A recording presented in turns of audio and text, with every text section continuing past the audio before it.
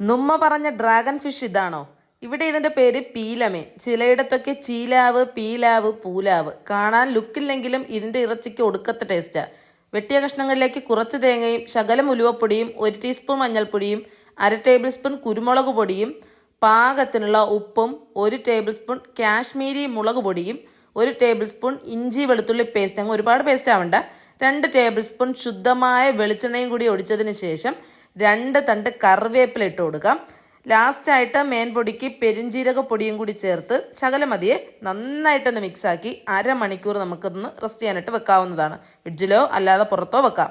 ശേഷം പാനിലേക്ക് ശുദ്ധമായ വെളിച്ചെണ്ണ ഒഴിച്ച് അരിഞ്ഞ മീനുകൾ ഓരോന്നും പറക്കി വെച്ച് മറിച്ചും തിരിച്ചും മറിച്ചുമിട്ട് പൊരിച്ചു കോരി എടുത്താൽ എൻ്റെ അമ്മയെ നല്ല ടേസ്റ്റിലുള്ള മീൻ ഫ്രൈ റെഡി.